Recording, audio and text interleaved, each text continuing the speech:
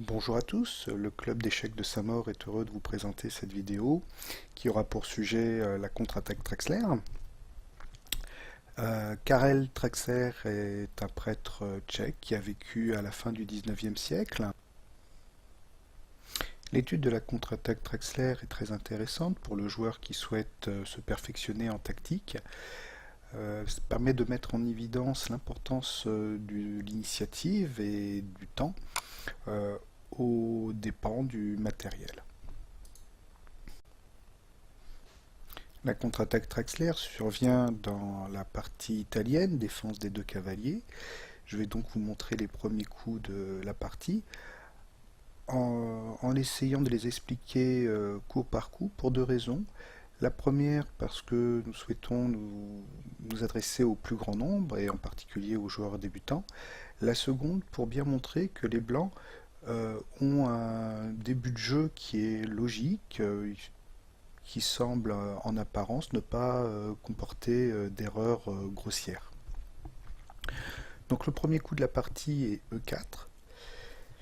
C'est le coup le plus joué à tout niveau, y compris par les grands maîtres, puisqu'il permet de répondre au principe de l'ouverture, à savoir occuper le centre, permettre le développement des pièces, en particulier donc le fou de case blanche, qui est avec le cavalier les deux coups qui vont devoir être joués pour permettre le roc et donc de mettre le roi à l'abri. C'est la façon la plus rapide de pouvoir mettre son roi à l'abri grâce au roc. Les noirs vont répondre de la même façon, E5. On observe que l'autre avantage de jouer le pion du roi en premier est de placer un pion sur une case où il n'est pas défendu, mais où il n'est pas attaqué directement non plus. Et donc, le pion E5 n'étant pas défendu, il est logique de l'attaquer en développant une pièce et en se rapprochant du roc pour mettre son roi à l'abri. Donc cavalier F3 est un coup tout à fait logique qui répond à tous ces critères.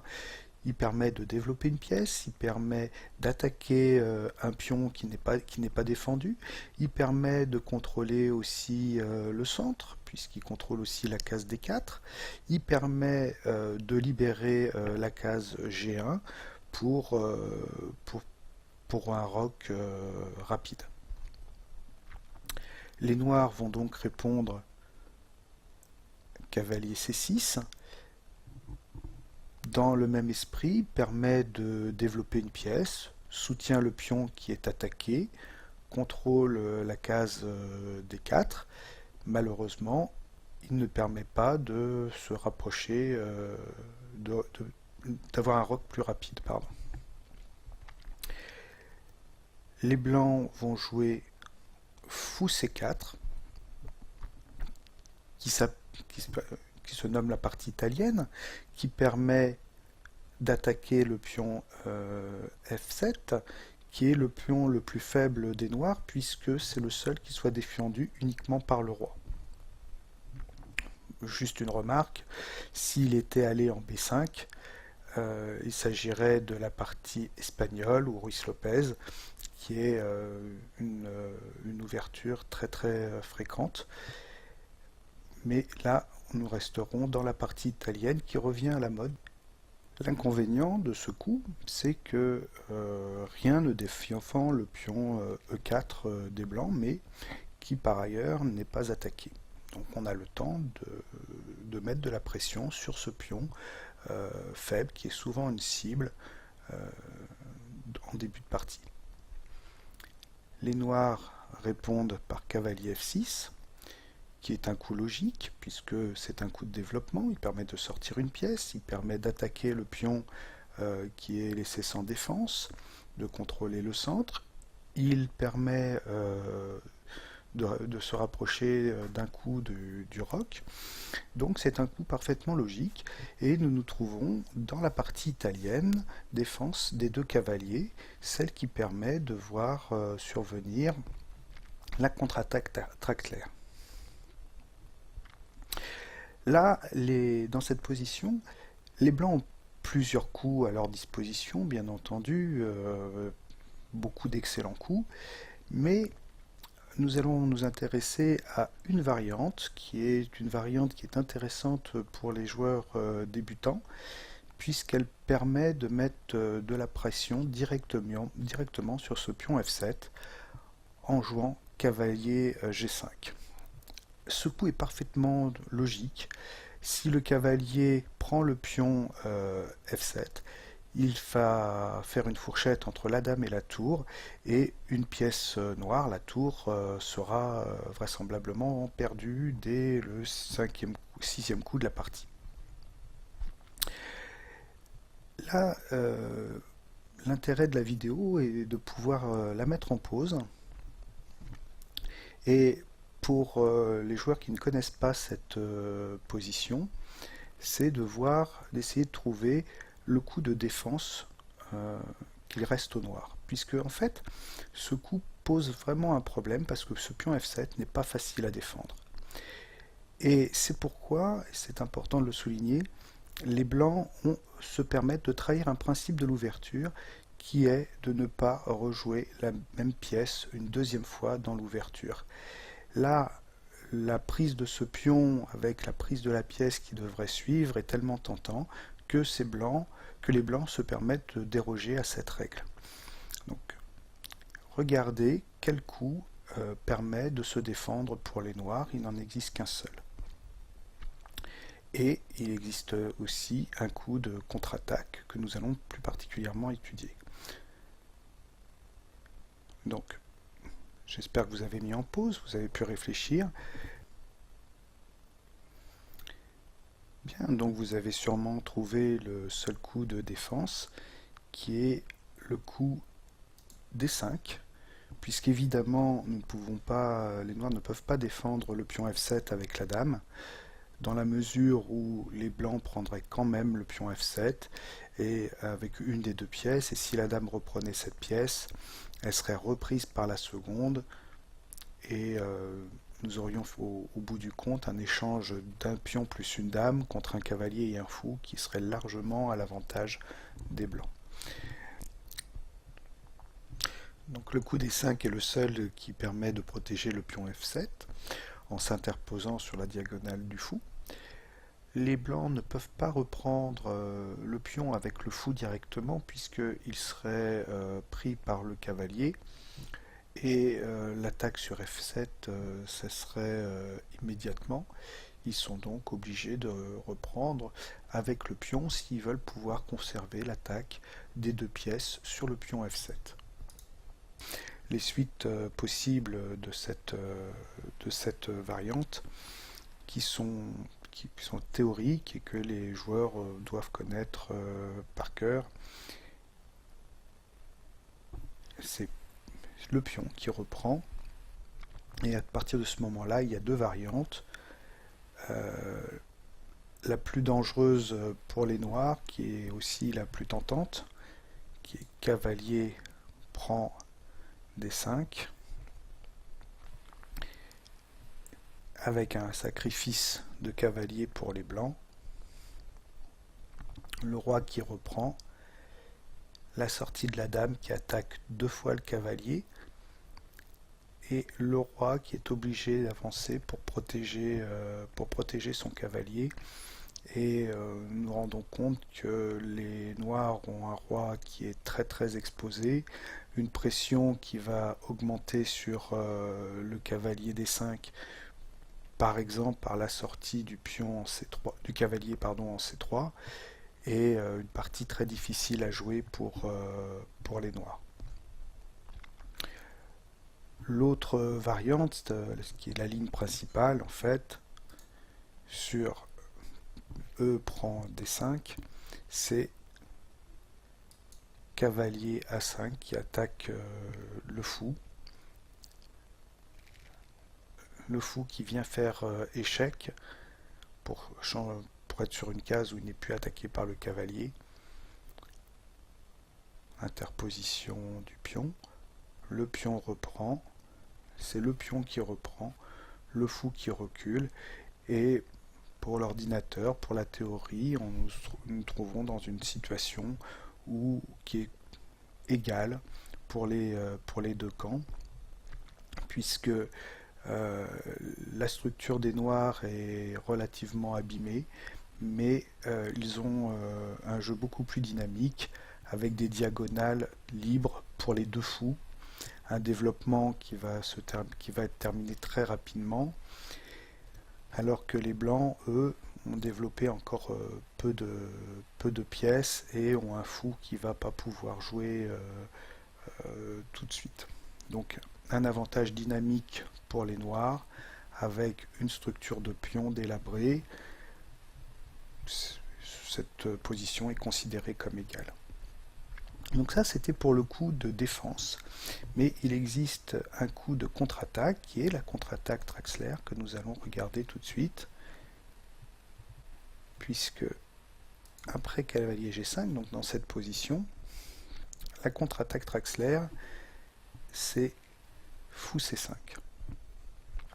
Fou C5 est un coup qui peut sembler absurde, bizarre, puisqu'il ne défend absolument pas le pion F7, qui va pouvoir être pris par les blancs. Il menace lui aussi d'attaquer le pion F2, qui est le pion pendant, le pion miroir du pion F7 pour les blancs, mais tout seul, sans autre soutien, et ça semble un coup incompréhensible. C'est pourquoi les blancs, s'ils ne connaissent pas cette contre-attaque, vont avoir tendance à prendre le pion F7 avec le cavalier. Ceux qui connaissent cette contre-attaque auront plutôt tendance à jouer de manière beaucoup plus prudente en faisant simplement fou prend F7 pour déroquer le roi, se reculer et avec une partie qui continue, qui est une partie compliquée, qui est une partie tout à fait jouable pour les noirs. Donc, logiquement, les blancs sautent sur l'occasion, trop heureux de l'aubaine qui leur est offerte, et décident de prendre le pion F7.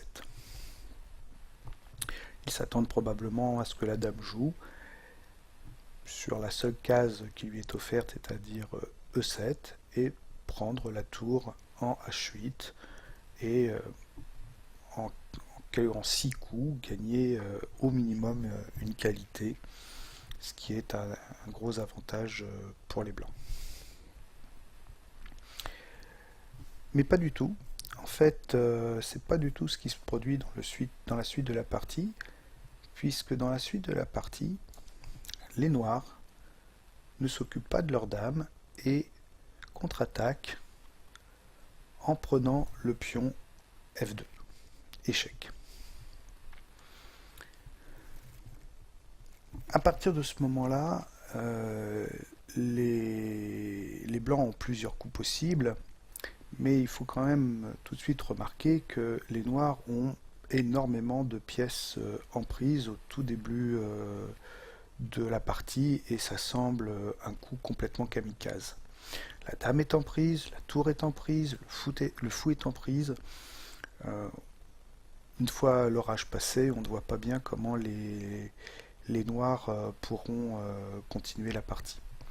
Et donc, toute la suite de la partie va jouer justement sur savoir si, entre guillemets, l'orage va passer ou pas. C'est-à-dire que tant que les noirs auront de la pression sur le roi blanc, eh bien, les blancs vont subir, et les blancs n'arriveront pas à renverser le cours de la partie, malgré tout le matériel qu'ils auront accumulé en plus. Donc le coup le plus logique dans cette position est probablement roi prend F2, mais nous allons commencer par regarder une variante qui est intéressante puisqu'elle a été jouée dans une partie où Reinich avait les blancs et Traxler avait les noirs. C'est une partie qui date de, alors selon les sources, de 1890 ou de 1896. Et Reinich décide de ne pas prendre ce fou, probablement parce que il a dû prendre le fou dans d'autres parties contre Traxler et que ça s'était déjà mal passé pour lui. Donc, il essaye une autre variante pour ne pas exposer son roi et il décide de ne pas prendre le fou en se disant que de toute façon, il y a tellement de pièces noires en prise qu'il pourra toujours le prendre à un moment ou à un autre. Et donc, Reinich joue au roi E2. À partir de ce moment dans la vidéo, et pour toute la suite de la vidéo notamment, il est très intéressant de mettre sur pause et de réfléchir au coup que les noirs pourraient jouer sur des variantes plus ou moins longues et ça vous permettra de progresser probablement sur la tactique, sur le calcul. En sachant que le but est de mettre toujours de la pression sur le roi. D'avoir un jeu très dynamique et de toujours augmenter la pression. Donc je vous laisse appuyer sur pause. Très bien, et je vous montre la suite de la partie. Voilà. Ce sont les coups d'échec qui vont permettre de mettre de la pression. On centralise un cavalier en faisant échec. Bien sûr, le fou est toujours en prise, mais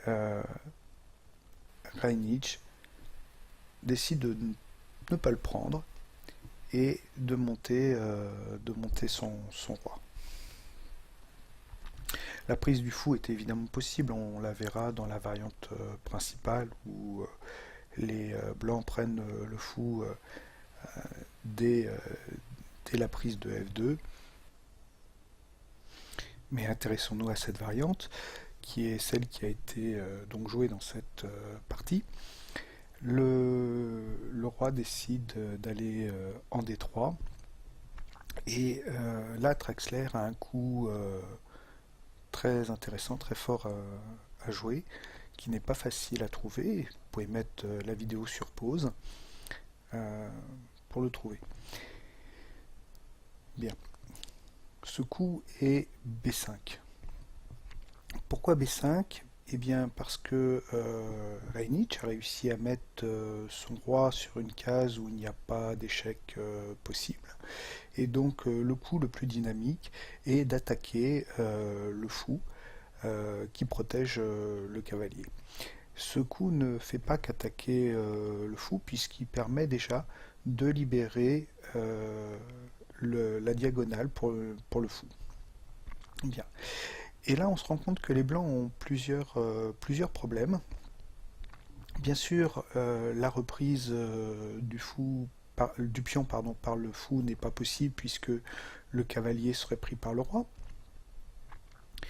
Et le cavalier peut prendre la dame, mais c'est un coup qui est très hasardeux, puisque si le cavalier prend la dame, eh bien nous assistons à la variante suivante, avec reprise du fou, échec, et le roi qui n'a que très peu de cases, puisqu'il ne peut aller qu'en C3 ou prendre le pion en C4. Bien sûr, C3 n'est pas très intéressant dans la mesure où on aurait cavalier prend E4, échec, et le roi arriverait de toute façon sur la case C4, avec un cavalier qui serait en plus bien placé, centralisé, pour participer à l'attaque. Donc le coup le plus logique est la reprise du pion par le roi. Ce faisant, le fou va pouvoir jouer sur la diagonale qui a été libérée, sur échec, et le roi trouve une case pour s'enfuir, et à ce moment-là,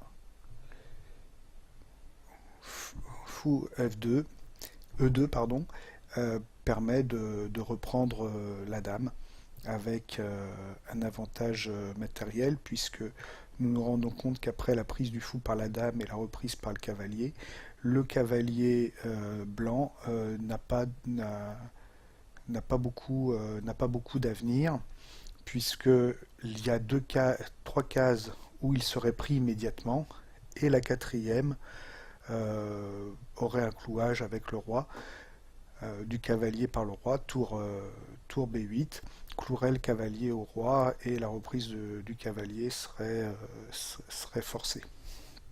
Bien. Donc ce coup n'est pas envisageable. La position blanche serait beaucoup trop faible, avec un déficit matériel, des pièces dynamiques développées, alors que les blancs n'auraient toujours pas développé leur jeu. Une remarque, donc, si on reprend d'ici, le roi pourrait évidemment aller en C5, mais là, nous avons une suite pratiquement forcée, avec un échec à la découverte. D4 est le seul coup possible. On continue à faire échec par pion D6, échec. On voit qu'à chaque fois, le roi n'a pas de case, ou très peu de cases. En fait, il n'en a qu'une, puisqu'il ne peut pas aller en B7, en B6, il ne peut pas aller en B5, il ne peut pas, à cause du cavalier, aller en B4, il ne peut pas aller en C4, il ne peut pas aller en D5 à cause de l'autre cavalier, donc seule case pour le roi. C6, avec le cavalier qui revient pour faire échec. Là aussi, une seule case pour le roi. Et après la reprise du cavalier, en fait, les blancs n'ont aucun coup viable qui permette de continuer la partie, puisque le roi est pris dans un réseau de maths, il est très exposé. C'est amusant d'ailleurs de voir que le roi a traversé pratiquement tout l'échiquier, alors que toutes les pièces blanches sont restées sur leur case de départ. Dans ces cas-là, il faut trouver des échecs pour essayer de gagner du temps et ramener des pièces à la rescousse du roi. Mais là, il n'y en a pas. Vous avez un échec avec dame à 4 qui ne sera pas suffisant, puisque après roi E7, tout simplement, il n'y a pas d'échec réaliste possible. Évidemment, dame D7 est toujours possible, mais elle serait automatiquement immédiatement repris par la tour, avec échec et mat derrière, donc aucun intérêt. Et la dame ne peut donc prendre qu'une pièce pour essayer de soulager le roi d'une attaque possible. Deux pièces sont en prise par la dame, le cavalier et la tour, et la fou, pardon, mais le cavalier n'est pas défendu, la fou l'est par le cavalier, et si dame prend cavalier, eh bien le roi se fait mater en deux coups, avec tour D7, échec, et tour C8, échec et mat. Et sur la prise du fou par la dame, eh bien, la dame est reprise par le cavalier sur échec. Le roi n'a pratiquement aucune case, il en a deux de disponibles, B7 et C6, qui sont C6 n'est pas bon dans la mesure où on aurait par exemple tour B8 qui couperait le roi, et qui condamnerait le roi à rester sur la colonne C, et la tour H reviendrait sur C8 au deuxième coup et materait le roi. La case D5 étant pas disponible évidemment puisque le cavalier la contrôle.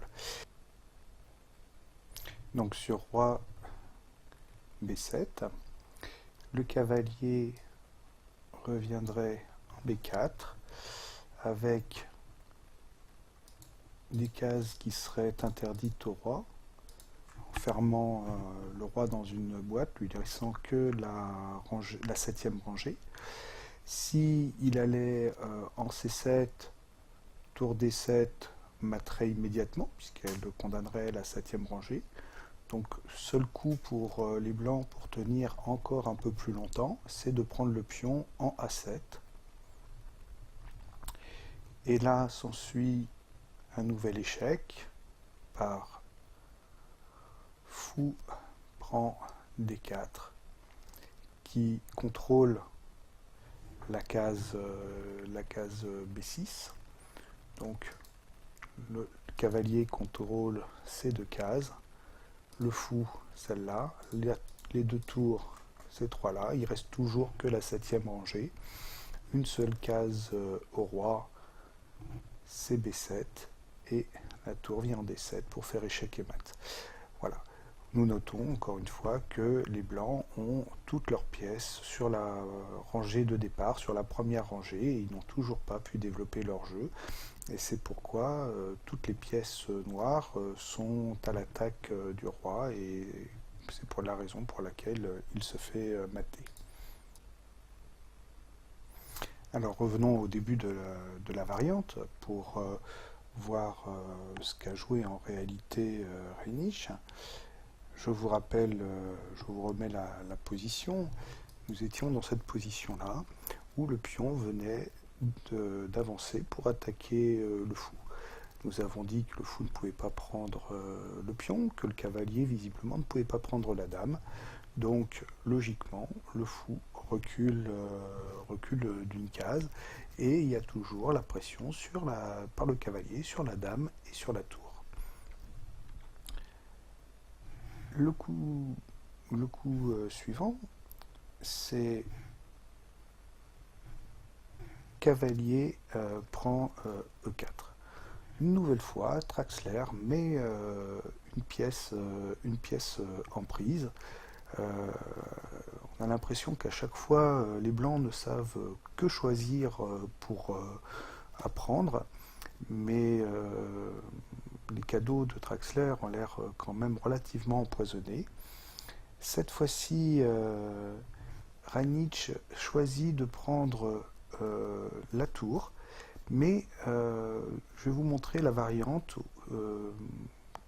où il aurait pris la dame, puisqu'en fait, qu'il prenne la tour ou qu'il prenne la dame ne change absolument rien à la suite de la partie, et donc c'est plus joli de voir les blancs prendre la dame. Donc, le cavalier prend la dame, et de nouveau, vous pouvez mettre en pause et réfléchir sur les coups que les noirs peuvent jouer pour attaquer le roi. Bien. Cavalier C5 échec est tout à fait logique. Le roi n'a donc qu'une seule case pour jouer. Et les noirs continuent à faire échec au mépris du matériel par cavalier E2 échec. Là, il y a deux coups de possibles. Dame prend cavalier ou roi B4. En fait, les deux reviennent au même. Il est donc plus logique de voir la prise du cavalier par la dame. À partir de ce moment-là, si les joueurs souhaitent mettre la vidéo en pause, le mat est en 8 coups, pour voir si vous pouvez le trouver. Pour les autres, il suffit de continuer à voir la suite de la vidéo et puis d'appuyer sur pause après chaque coup noir en retirant un coup pour voir, pour essayer de trouver le mat et la variante jusqu'au bout. Bien. Donc le coup suivant est fou, fou D4. Effectivement, le sacrifice de cavalier a aussi servi à libérer la case pour le fou, pour se donner des échecs, des nouveaux échecs. Le roi essaye tant bien que mal de se cacher, de se mettre à l'abri sur des cases où il ne peut plus être mis en échec. Là encore, le roi n'a qu'une seule case. Et les noirs continuent toujours à être dynamiques, toujours à faire échec, à harceler le roi. C'est le cas avec A5. Là, les noirs ont deux coups possibles. Un que je vais montrer tout de suite, qui est le plus simple, qui serait roi A3, et qui terminerait la partie immédiatement par B4 échec et mat. Donc, pour résister un petit peu plus longtemps, le coup le plus logique est, le seul en fait, est roi prend B5, qui est suivi par, par fou A6, échec.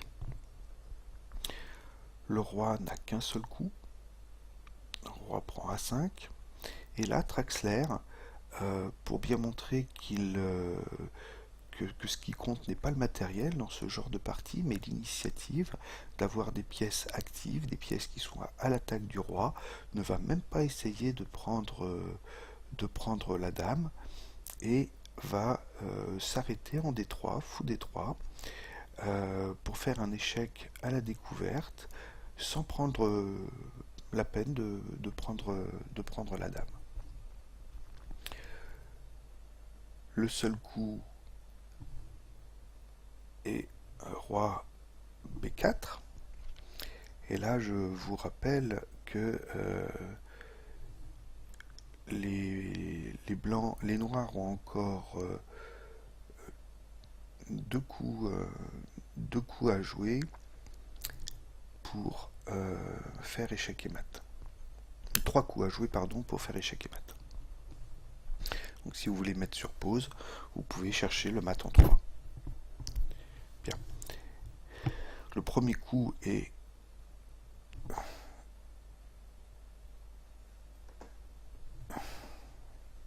cavalier A6 échec.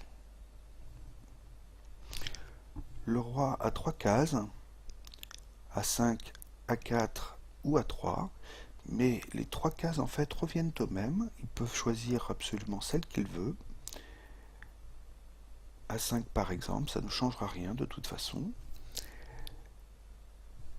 Cavalier B4 échec. C'est pour ça qu'à partir du moment où le roi est sur la colonne A, il est mis en échec à la découverte grâce à la tour. Et comme il ne peut pas rester sur la colonne A, qu'il ne peut pas aller en B5, sa seule case de toute façon est évidemment de revenir en B4 avec roi prend B4, encore une prise, encore une pièce perdue par les noirs, mais ça ne fait plus rien de toute façon, puisque dans cette position, les blancs sont mat en un coup.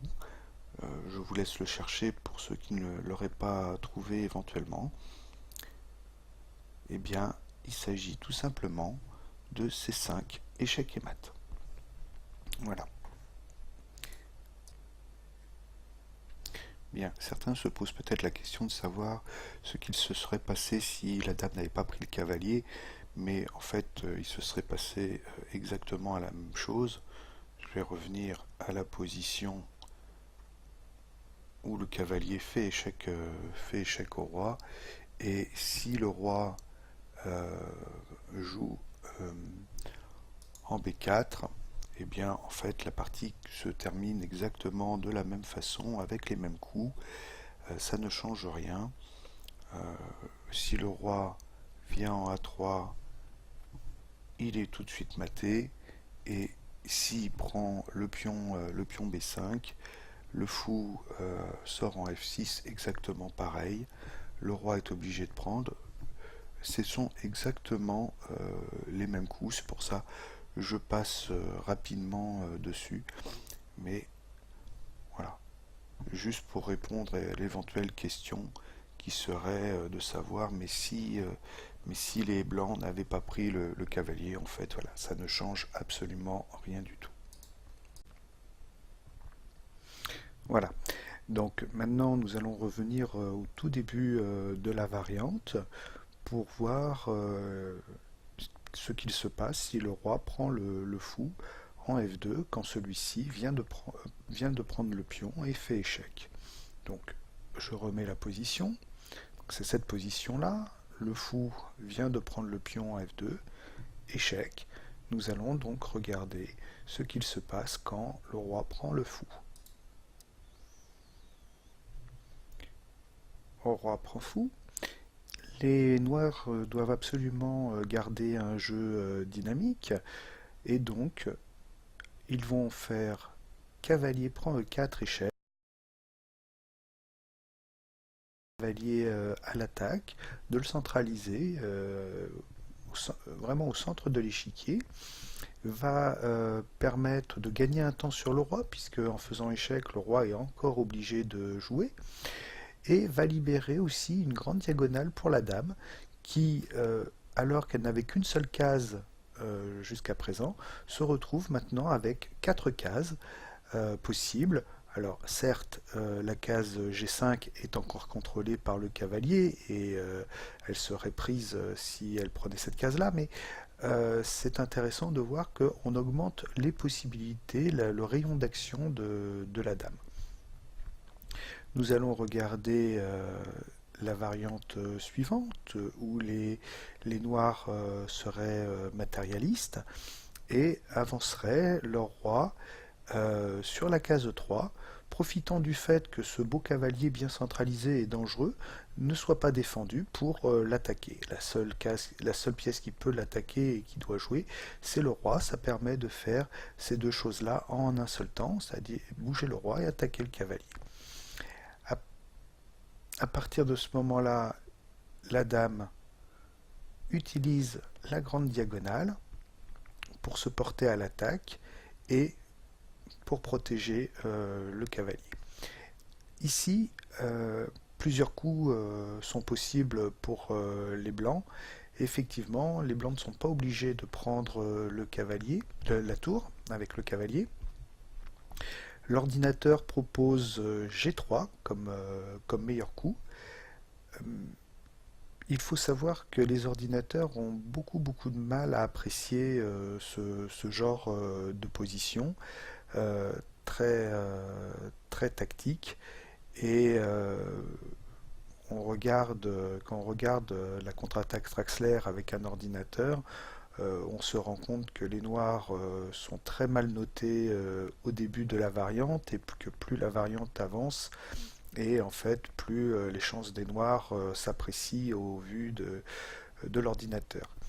Donc ce qui est intéressant là, c'est de voir ce qu'il se passe effectivement si les blancs prennent la tour. Il est bien entendu impossible sur une vidéo de traiter de toutes les variantes possibles, de tous les coups que les blancs pourraient avoir idée de jouer. Donc nous allons regarder cavalier prend tour en H8.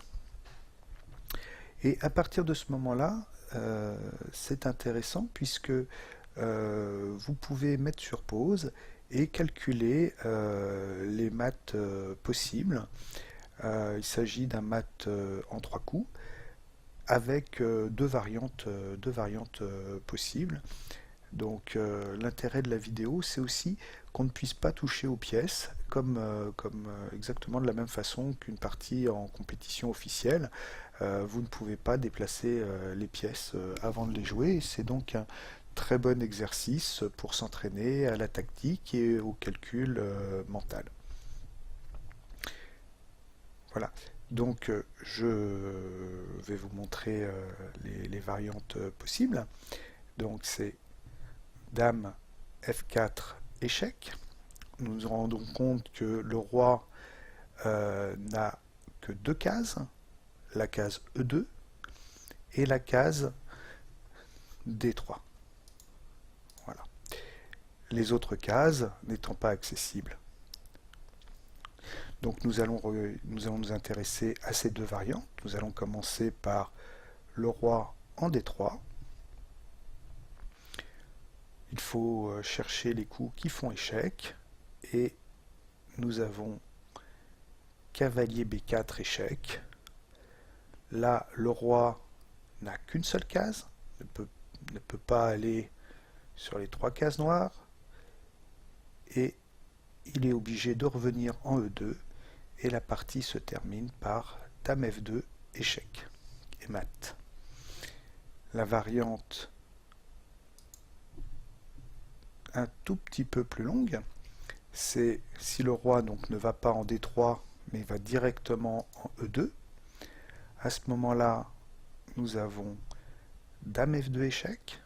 Le roi est quand même obligé de revenir en D3, c'est le seul coup. Cavalier C5 échec. Le roi n'a qu'une seule case. Je vous montre. Voilà. Ces cases-là lui sont interdites. Donc roi C3 et Dame D4, échec et mat. Je vais vous montrer maintenant une dernière série de variantes. Nous allons nous remettre dans la position initiale quand le fou prend le pion à F2 et nous allons nous intéresser maintenant à ce qu'il se passe si le roi ne prend pas le fou et ne monte pas à l'assaut tout seul du camp noir, c'est-à-dire en fait s'il décide de jouer roi F1. Ce coup est finalement logique puisque le roi est sur une case où il est moins exposé. On ne peut pas le mettre en échec. Il s'est fait mater sur les autres variantes parce qu'en fait il était tout seul au centre de l'échiquier, voire même carrément dans le camp des noirs. Et il est plus logique de le laisser sur la première rangée où il pourra être défendu peut-être plus facilement par la dame et par la tour. Donc nous allons voir ce qui peut se passer.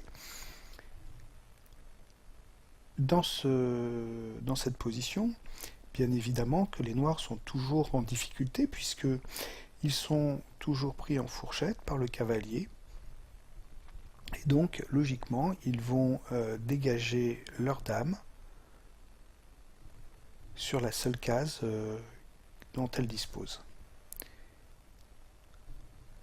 Le cavalier peut maintenant prendre la tour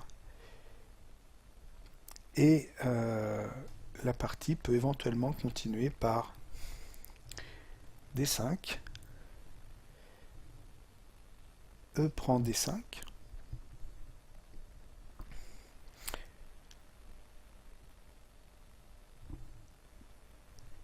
cavalier D4. Pourquoi E prend D5?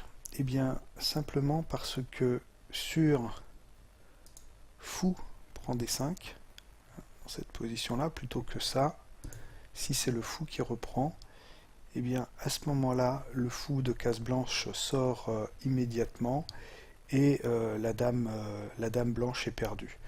Tandis que dans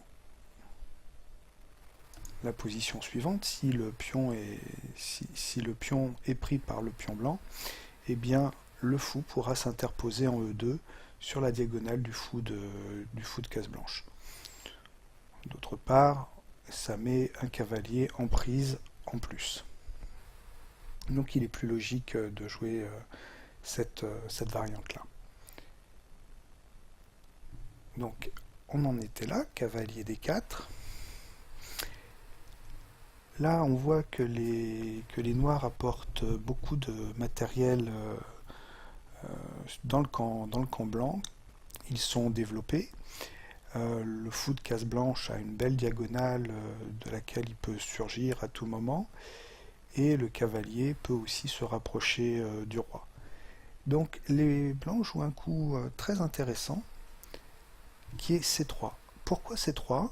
Alors certes, ça attaque le cavalier qui devrait être obligé de rejouer, mais surtout, ça libère la diagonale pour la dame blanche, pour éviter le fameux fou G4 qui pourrait la menacer.